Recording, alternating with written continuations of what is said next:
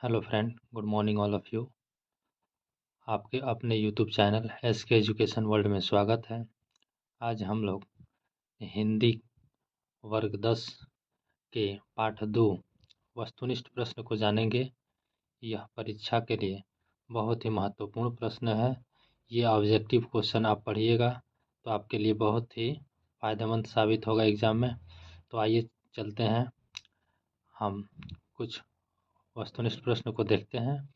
जो पाठ 2 हिंदी का जो पाठ का नाम है उसका नाम है 20 के दांत। यहाँ पर सबसे नीचे में लिखा हुआ है 20 के दांत, पाठ 2 का। तो इसके बारे में हम लोग जानेंगे। ये जो कहानी है थोड़ा सा हास्यप्रद कहानी है, मध्यम वर्ग का कहानी है। इस कहानी में ऊंच नीच और बहुत सारी चीज़ों को दिखाया गया है। ऑब्जेक्टिव के माध्यम से इसमें हम 50% इस पाठ का क्वेश्चन सॉल्व हो जाएगा। पाठ अगर नहीं भी पढ़ते हैं, अगर इसको याद कर लेंगे तो हम इसे 50% ऑब्जेक्टिव क्वेश्चन हम ऐसे ही बना सकते हैं। तो आइए चलते हैं, पहला प्रश्न देखते हैं। सेन साहब के पास किस रंग की मोटर कार है? सेन साहब के पास किस रंग की मोटर कार है? काला, नीला, उजला और हरा। तो इसका आंसर क्या होगा बाबू? आप लोग कमेंट बॉक्स में ज़रूर बताइएगा। जो भी बच्चे देख रहे हैं, वीडियो को देखेंगे अपने मन से और अपने एकदम ईमानदारी से इसका कमेंट में आंसर डालिएगा, जो जिनको याद रहेगा। सिंह साहब के पास किस रंग की मोटर कार है? ऑप्शन हो जाएगा इसमें, इस राइट आंसर हो जाएगा ए। कौन हो जाएगा बाबू? काला। आंसर क्या हो जाएगा बाबू इसका? एक काला हो जाएगा right answer, option number A. Next हम लोग प्रश्न देखेंगे।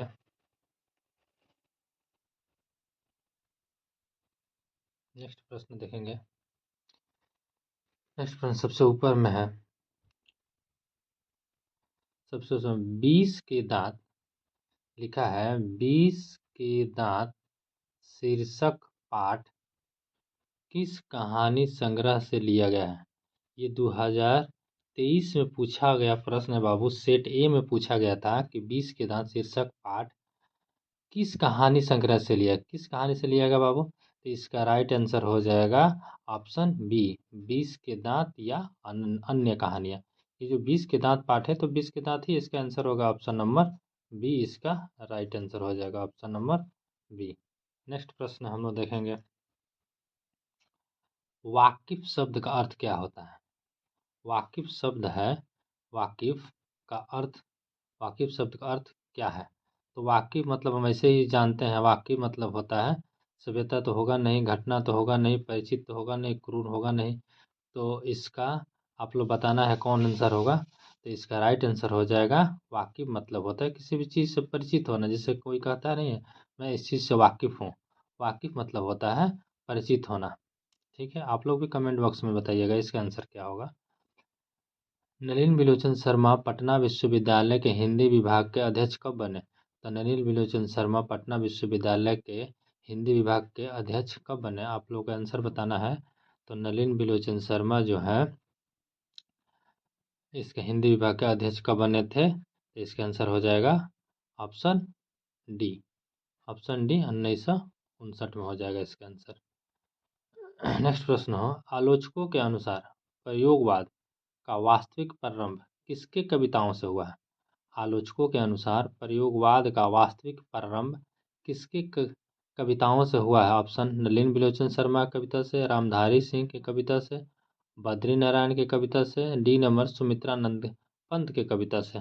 ऑप्शन इसका आंसर हो जाएगा बाबू ए, नलिन बिलोचन शर्मा के कविता से। नेक्स्ट प्रश्न है, नलिन बिलोचन शर्मा की कहानियों में किसके तत्व समग्रता से उभर कर आए हैं? नलिन बिलोचन शर्मा की कहानियों में किसके तत्व समग्रता से उभर कर आए हैं? इसका ऑप्शन क्या होगा बाबू? ए नंबर राजनीतिकता का, दो नंबर है मनोवैज्ञानिकता का, सी नंबर है सामाजिकता का, डी नंबर है इनमें से सभी। इसका राइट आंसर हो जाएगा बाबू इसमें इस मनोवैज्ञानिकता का पूरा तत्व दिखाया गया है जो उभर कर आया है। नेक्स्ट प्रश्न है, 20 के दांत कहानी किस वर्ग के अंतर्विरोधियों को उजागर करती है? 20 के दांत कहानी किस वर्ग के अंतर विरोधों को उजागर करती है? इसका आंसर हो जाएगा बाबू ए नंबर ऑप्शन हो निम्न वर्ग का, उच्च वर्ग का, मध्यम वर्ग का, व्यापारी वर्ग का। इसका राइट आंसर हो जाएगा बाबू ऑप्शन सी। इसका राइट आंसर क्या हो जाएगा बाबू ऑप्शन सी, मध्यम वर्ग की कहानी है विष के दांत। नेक्स्ट है खोखा खोखी किस भाषा का शब्द है? खोखा खोखी किस भाषा का शब्द है? तो ऑप्शन इसका आपको सामने दिया गया है। ए नंबर तमिल का, 2 नंबर भोजपुरी का, सी नंबर बंगला का, डी नंबर हिंदी का। तो इसका राइट आंसर हो जाएगा बाबू बंगला का। खोखा खोखी जो बोला जाता है ये भाषा जो है ये बंगला का शब्द है जो हम लोग या खोखा खोखी ये बंगला भाषा का शब्द है। नेक्स्ट है सेन साहब की कितनी लड़कियां थी? ये भी बहुत ही मोस्ट इम्पोर्टेंट प्रश्न है, हर साल एग्जाम में पूछा जाता है। सेन साहब से रिलेटेड 20 के दांत से प्रश्न रहता है हर हाल में 2-3 गो प्रश्न रहेगा। सेन साहब की कितनी लड़कियां थी बाबू बताना है आपको, 3, 6, 5 या 4। तो इसका राइट आंसर हो जाएगा 9 का सी आंसर 5। सेन साहब की कितनी लड़कियां थी? 5। सोफर शब्द का अर्थ क्या होता है? सोफर शब्द का अर्थ क्या होता है? ए नंबर सभ्यता, संबंध, सी नंबर निर्ममता या ड्राइवर। सोफर सोफर शब्द का अर्थ सोफर शब्द का अर्थ यहाँ पर दिया है ड्राइवर होता है बाबू। सोफर शब्द का अर्थ क्या होता है? ड्राइवर।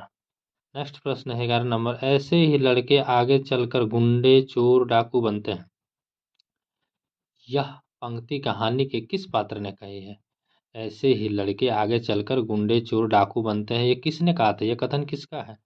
सेन साहब की धर्मपत्नी ने, बी नंबर गिरधर ने, सी नंबर सेन साहब ने, डी नंबर सोफर ने।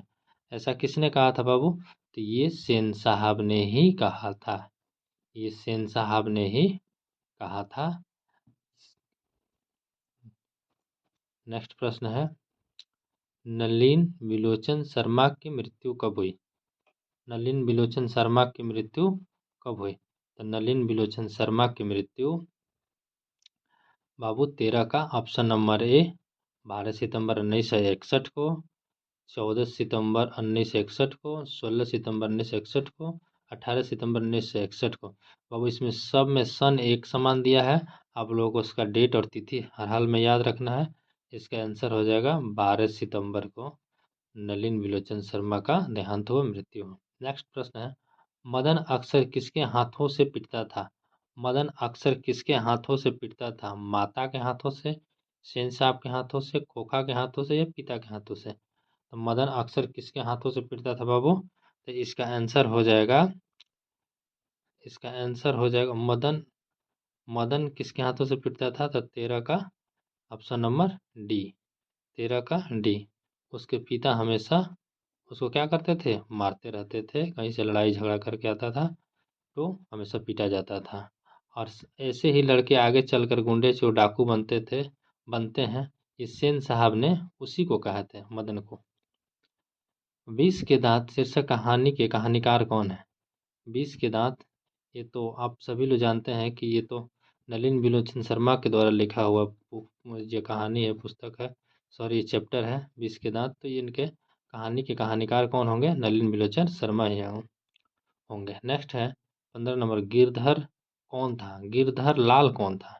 गिरधर लाल कौन था? कासू का पिता ए नंबर, बी नंबर मदन का पिता, सी नंबर रजनी का पिता, डी नंबर शेफाली का पिता। तो गिरधर लाल कौन था बाबू? इसके बारे में हम गिरधर लाल जो था ये मदन का पिता था, जो मदन को हमेशा पीटते रहता था। अब नेक्स्ट प्रश्न हम 16 नंबर देखेंगे। 16 नंबर हम प्रश्न देखेंगे बाबू। 16 नंबर जो प्रश्न है, सेन साहब सेन साहब की पांचों लड़कियां कैसी थी?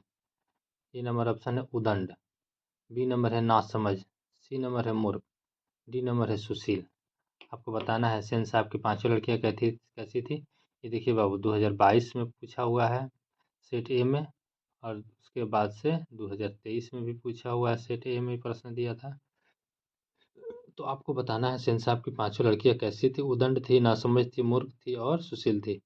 इसका आंसर आपको बताना है बाबू। इसका आंसर क्या होगा? ऑप्शन डी सुशील थी। कैसी थी? सुंदर और सुशील थी सेन साहब की पांचों लड़कियां। लेकिन उनका लड़का जो था बहुत उदंडी था। सेन साहब अपने पुत्र खोखा को क्या बनाना चाहते थे? सेन साहब अपने पुत्र खोखा को क्या बनाना चाहते हैं? 2019 के परीक्षा में पूछा है सेट सी में। सेन साहब अपने पुत्र खोखा को क्या बनाना चाहते थे? बिजनेसमैन, इंजीनियर, वकील, डॉक्टर या प्रोफेसर? आपको बताना है सेन साहब क्या बनाना चाहते थे उसको। अपने ही तरह बिजनेसमैन बनाना चाहते थे। मदन की उम्र क्या थी? मदन की उम्र ऑप्शन ए 5-6 साल, बी नंबर 7-8 साल, सी नंबर 3-4 साल, डी नंबर 9-10 साल। आपको बताना है 18 का ये नंबर ऑप्शन हो जाएगा। मदन कितना साल का था? 5 से 6 साल का था। नेक्स्ट प्रश्न है, कासू के मदन किस खेल के शरीक होना चाहता है? कासू मदन के साथ किस खेल में शरीक होना चाहता है?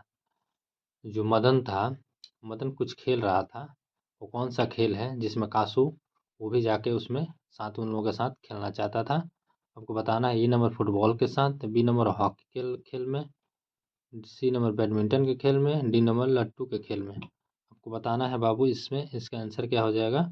इसका आंसर हो जाएगा मदन जो लट्टू खेल रहा था उसी में कासू भी जाके खेलना चाहता था। कासू जो था सेन साहब का लड़का था, बहुत ही जिद्दी और उदंडी था। और मदन भी ये जो था ये हमेशा अपने पिता के साथ पिटता था। कौन? मदन। मदन उनके घर का जो ड्राइवर नौकर था उन्हीं का लड़का था। मदन ने कासू के कितने दांत तोड़ दिया? और वहीं लट्टू खेलने के लिए लड़ाई होता है और लट्टू खेल के लड़ाई में ही ये लोग झगड़ा करते हैं और उसमें कासू के दांत मदन तोड़ देता है। मदन ने कासू के कितने दांत तोड़ देते हैं? कितना दांत तोड़ देता है बाबू? तो इसका ऑप्शन दिया है, A number 3, B number 1, C number 2, D number 4। तो मदन के कितने दांत तोड़ देता है? तो मदन के 2। मदन ने कासू के दांत तोड़ता है, सॉरी, कासू के 2 दांत तोड़ देता है। कौन? तो मदन। गिरधर लाल किसकी फैक्ट्री में किरानी था? हाँ, गिरधर लाल जो था, ये जो फैक्ट्री था ये सेन साहब का फैक्ट्री था, उसी में गिरधर लाल किरानी था और गिरधर लाल का बेटा था मदन। ठीक है, तो गिरधर लाल किसकी फैक्ट्री में किरानी था? तो इसका डायरेक्ट आंसर हो जाएगा, मुखर्जी साहब नहीं होगा, ये सिंह साहब नहीं हो, सिंह साहब की फैक्ट्री में नहीं होगा, पत्रकार महोदय की फैक्ट्री में। इसका ऑप्शन हो जाएगा 21 का डी, ये सेन साहब के यहाँ किरानी था और उन्हीं के यहाँ नौकरी करता था। सेन साहब किसके व्यंग से ऐंठ कर रह गए? सेन साहब किसके व्यंग से ऐंठ कर रह गए? ऑप्शन ए पत्रकार महोदय के, बी नंबर मुखर्जी साहब के व्यंग से, सी नंबर सिंह साहब के व्यंग से, बी नंबर गिरधर लाल के व्यंग से। अब आपको बताना है इसमें किसके व्यंग से ऐंठ कर रह गए। तो ऑप्शन नंबर ए हो जाएगा पत्रकार के। मदन किसका पुत्र था? तो ये तो ऑप्शन आराम से आप लोग चूज कर लीजिएगा। मदन किसका पुत्र था? तो सेन साहब का पुत्र था बाबू। बी नंबर गिरधर का, सी नंबर सोफर का, डी नंबर सिंह साहब का। तो इसका राइट आंसर जो हो जाएगा वो था गिरधर का पुत्र कौन था? मदन था। ठीक है ना, जिस उसके पिता हमेशा उसे पीटते रहते थे। और जो जो कासू जो था वो सेन साहब का इकलौता पुत्र था, 5 लड़की थी और 1 लड़का था। कुल 6 गो थे पुत्र, पुत्र और पुत्री मिलाकर। मदन किसका पुत्र था? तो गिरधर का। 20 के दांत पाठ की विद्या है, कौन सी विद्या है भाई? ए नंबर निबंध, बी नंबर व्यक्ति चित्र, सी नंबर कविता, डी नंबर कहानी। आपको बताना है कि ये क्या है। 20 के दांत एक प्रकार का कहानी है, जो कहानी आप लोग पढ़िएगा, कहानी में हंसी भी है और बढ़िया कहानी है। नेक्स्ट, सेन साहब की कार की कीमत है, सेन साहब की कार की कीमत है कितना? कार की कीमत है भाई, सेन साहब की जो कार थी इसकी कीमत कितना थी? 7,500, 8,500, 9,500, 7,50,000। बाप रे। इसमें आपको बताना है कि सेन साहब के कार का जो दाम था वो था 7,500। हम लोग अभी हजारी में रहना है, ठीक है ना, अभी लाख में नहीं जाना है। 7,500 सेन साहब की कार की कीमत थी। नलिन बिलोचन शर्मा का जन्म कब हुआ था? तो नलिन बिलोचन शर्मा का जन्म 14 जनवरी 1915, ए नंबर ऑप्शन, 18 फरवरी 1916, बी नंबर ऑप्शन, 22 मार्च 1917। सी नंबर डी 14 अप्रैल 1918। तो नलिनी बिजय शर्मा का जन्म कब हुआ था? आपको बताना है बाबू। नलिनी बिजय शर्मा को 1916 में हुआ। तो अभी कौन महीना? फरवरी महीना में 1916 में इनका जन्म हुआ था। नेक्स्ट प्रश्न है नलिनी बिलोचन शर्मा का जन्म कहाँ हुआ था? ये भी क्वेश्चन जो है बहुत ही महत्वपूर्ण प्रश्न है। नलिनी बिलोचन शर्मा का जन्म कहाँ हुआ था बाबू? ए नंबर गांधी घाट पटना में, 2 नंबर बी नंबर कृष्णा घाट पटना में, सी नंबर बद्दर घाट पटना में, डी नंबर रानी घाट पटना में। तो इसका राइट आंसर जो हो जाएगा बाबू बद्दर घाट पटना में। नलिन बिलोचन शर्मा के पिता का नाम क्या था? नलिन बिलोचन शर्मा के पिता का क्या नाम था? ए नंबर पंडित रामावतार शर्मा, बी नंबर पंडित कृष्णावतार शर्मा, सी नंबर पंडित मृत्युंजय शर्मा, डी नंबर पंडित दशावतार शर्मा। तो इसका राइट आंसर जो हो जाएगा 28 का ये नंबर पंडित रामावतार शर्मा। नरेंद्र बिलोचन शर्मा के माता जी का क्या नाम था? चलिए पिताजी का नाम खत्म हो गया, तब माँ का नाम बताइए। A number Padmavati Sharma, B number Kamlavati Sharma, D number Ratnavati Sharma, C number Ratnavati और डी नंबर इंद्रावती शर्मा। तो 29 का इसका आंसर हो जाएगा रत्नावती। नेक्स्ट प्रश्न सी नंबर के दृष्टिकोण किनकी रचना है? दृष्टिकोण जो कहानी है किसकी रचना है? दृष्टिकोण किनकी रचना है? A number Ramavatar Sharma, B Nalin Bilochan Sharma, C Mohan Rakesh, D Premchand. आपको बताना है कि जो दृष्टिकोण है वो किनकी रचना है। तो हम लोग नलिन बिलोचन शर्मा जी का जो पाठ पढ़ रहे हैं 20 के दांत, तो वो भी जो दृष्टिकोण है ये भी नलिन बिलोचन शर्मा जी का ही बुक है और उसके दृष्टिकोण के राइटर भी नलिन बिलोचन शर्मा ही है। लड़कियां क्या हैं? कठपुतलियां हैं। किसे इस बात पर गर्व है? लड़कियां क्या हैं? कठपुतलियां हैं। इसे किसे इस बात पर गर्व है? ए भाई बहन को, बी चाचा चाची को, सी मामा मामी को, डी माता पिता को। इसका राइट आंसर हो जाएगा बाबू 31 का डी। 31 का डी। 31 का डी। मोटर कार को किससे खतरा हो सकता है? मोटर कार को किससे खतरा हो सकता है? आपको बताना है मोटर कार को किससे खतरा हो सकता है। ये राम से, वी मदन से, सी खोखा से, इंजीनियर से। जो नई कार खरीद के ले आए थे सेन साहब, उनको डर था कि मेरे कार को कोई किसी तरह से नुकसान ना पहुंचा दे, ख़राब ना कर दे या कुछ कर ना दे। तो मोटर कार को किससे खतरा था? तो भाई उसका आंसर हो जाएगा खोखा से। किससे होगा बाबू? खोखा से। इसका राइट आंसर जो हो जाएगा वो खोखा से। इसी तरह से और भी हमारे प्रश्न है कुछ, उसको हम लोग जानेंगे। बस थोड़ा सा प्रश्न और है, उसके बाद से लगभग 40 प्रश्न होगा।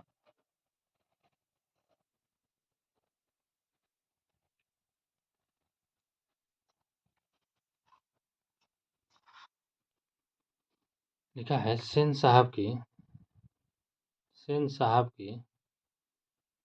आंखों का तारा है, तार लिखा है। सेन साहब की आंखों का तारा होना चाहिए तो तार दिया है। सेन साहब की आंखों का तारा है, क्या था? ए नंबर कार, बी नंबर खोखा, सी नंबर खोखी, उपयुक्त सभी। आपको बताना है कि इसका आंसर क्या हो जाएगा बाबू? खोखा हो जाएगा। क्या होगा? खोखा जो था सेन साहब की आंखों का तारा था। खोखा के दांत किसने तोड़े थे? खोखा के दांत भाई ए नंबर मदन ने तोड़े, बी नंबर मदन के दोस्त ने छोड़े, सी सेन साहब ने, डी नंबर गिरधर ने। तो खोखा के दांत किसने तोड़े?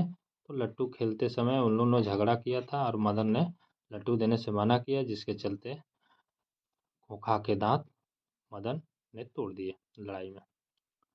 ये जो है मोस्ट वीवीआई प्रश्न है 35 नंबर। महल और झोपड़ी वालों की लड़ाई में अक्सर महल वाले ही जीतते हैं। ये बहुत ही ये आज के मॉडर्न ज़माने पर ही आधारित क्वेश्चन है और सामाजिक क्वेश्चन है। ये फैक्ट क्वेश्चन है। महल और झोपड़ी वालों की लड़ाई में अक्सर महल वाले ही जीतते हैं। महल वाले मतलब होता है पैसे वाले लोग, और झोपड़ी वाले मतलब गरीब तबके के लोग। पर उसी हालत में जब दूसरे झोपड़ी वाले उनकी अपने ही खिलाफ करते हैं। ये प्रश्न, ये जो पाठ है किस पाठ की पंक्ति है? तो ये किस पाठ की पंक्ति है बाबू? तो ये 20 के दांत पाठ की पंक्ति है। तो डायरेक्ट आंसर आप देख सकते हैं, ये जो है 20 के दांत जो है, सेन साहब जो बड़े सेठ आदमी थे, और गिरधर जो था एक किरानी था, मामूली किरानी था, जिनका लड़का कौन था? मदन था। और महल और झोपड़ी की लड़ाई में हमेशा महल वाले ही जीतते हैं, ये तो फैक्ट है। नेक्स्ट प्रश्न है, सीमा, रजनी, आलो, शेफाली, आरती पांचों किसकी बहनें थी? किसकी बहनें थी बाबू? मदन की, बी खोखा की, सी लेखक की, डी सेन साहब की। बहनें पूछ रहा है, तो बहनें आंसर हो जाएगा इसका खोखा की। खोखा जो था इकलौता था, इसकी 5 गो बहनें थी। ठीक है ना। सेन साहब के ये बेटा बेटी मिला के 6 गो थे उनके पुत्र पुत्री। मैं तो खोखा को इंजीनियर बनाने जा रहा हूँ, यह कथन किसने कहा? मैं तो खोखा को इंजीनियर बनाने जा रहा हूँ, किसने कहा था? किसका कथन था? ए सेन साहब का, बी मिस्टर सिंह का, सी गिरधरलाल का, डी मुखर्जी का। इसका आंसर हो जाएगा, इसका आंसर हो जाएगा बाबू सेन साहब का। सेन साहब जो थे खोखा को क्या बनाना चाहते थे? ऑप्शन ए, सेन साहब उसको क्या बनाना चाहते थे? इंजीनियर। मदन के लिए क्या खाना मामूली बात? खाना यानी क्या खाना? तो मदन हमेशा पिटता रहता था, तो मार खाना, दुत्कार, प्यार, फटकार, मार। तो मदन के लिए मार खाना ये मामूली बात था, कहीं से झगड़ा करके आता था और गिरधारलाल उसको बहुत मारता था, हमेशा पिटते रहता था, इसीलिए उसके लिए मार खाना जो हो गया था आम बात हो गया था, मामूली बात हो गया था। किसके अनुसार सेनों ने सिद्धांतों को भी बदल दिया? किसके अनुसार सेनों ने सिद्धांतों को भी बदल दिया? ए नंबर बेटियों के अनुसार, बी खोखा के अनुसार, सी मदन के अनुसार, डी गिरधर के अनुसार। इसका राइट आंसर जो हो जाएगा खोखा के अनुसार। खोखा के अनुसार सेनों ने अपने सिद्धांत बदल दिए। डी लास्ट प्रश्न, सॉरी 40 नंबर प्रश्न है, सेन साहब के मित्र कौन थे? ए नंबर डॉक्टर, वकील, पत्रकार और शिक्षक। तो सेन साहब के मित्र कौन थे? एक पत्रकार थे। सी नंबर ऑप्शन सही हो जाएगा। कौवा की जमात में शामिल होने के लिए कौन लग गया? ये भी प्रश्न हमेशा पूछा जाता है। कौवे की जमात में शामिल होने के लिए कौन लग गया? तो जहाँ जहाँ गरीब मध्यम वर्ग के लोग खेल रहे थे, वहाँ एक बड़े घर का लड़का जैसे कासू गया था, खोखा सेन साहब का लड़का था। तो इसके कहने का अर्थ यही है कि जहाँ गरीब तबके के लड़के खेल रहे थे, वहीं एक धनी अमीर वर्ग का लड़का जाता है, जिस पर एक कहानी लिखा गया, कौवे की जमात में शामिल होने के लिए कौन लग गया? तो ऑप्शन होगा कबूतर, बत्तख, हंस, मछली। तो इसका ऑप्शन नंबर बी हो जाएगा। कौवा जो रहता है काला रहता है, और हंस जो रहता है साफ सुथरा रहता है। इसका अर्थ वही जाता है। सेन साहब की मोटर कार थी streamlined, Maruti 800, Indica streamline, designer motor car. तो आपको बताना है कि सेन साहब की जो मोटर कार थी किस तरह की थी बाबू? ऑप्शन नंबर ए स्ट्रीमल ईड थी। क्या थी? स्ट्रीमल ईड थी। ये नंबर ऑप्शन। नेक्स्ट है, सेन साहब किसे खूब फटकार लगाई? सेन साहब किसे खूब फटकार लगाई? सेन साहब ने किसे खूब फटकार लगाई? तो इसका राइट आंसर हो जाएगा ए गिरधरलाल को। किसे लगाई? ए गिरधरलाल को, क्योंकि गिरधरलाल का बेटा जो था वो मदन था, जो उनका क्या किया था, ये गाड़ी वाड़ी को शायद तोड़ा था ये कुछ किया था झूठे आरोप में। नेक्स्ट प्रश्न है 44 नंबर, मोट किससे किससे मोटर की चमक दमक को कोई खतरा नहीं था? किससे मोटर की चमक दमक को कोई खतरा नहीं था? इसका राइट आंसर हो जाएगा सेन साहब की पुत्रियों से। इसका राइट आंसर हो जाएगा, डायरेक्ट हम लिख सकते हैं सेन साहब की पुत्रियों से कोई खतरा नहीं था, चमक दमक से कोई खतरा नहीं था। उन लोगों के चमक दमक से, मोटर की चमक दमक से कुछ भी मतलब नहीं था। नेक्स्ट प्रश्न है, गिरधर लाल किस वर्ग का प्रतिनिधित्व करता है?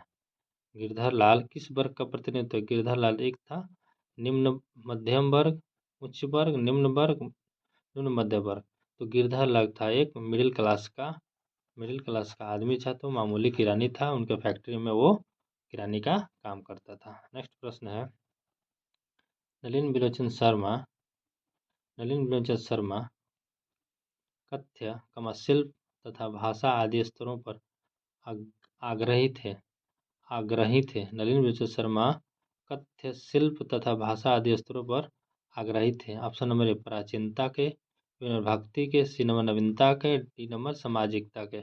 इसका राइट आंसर हो जाएगा बाबू, इसका राइट आंसर हो जाएगा नवीनता के। आंसर क्या हो जाएगा इसका?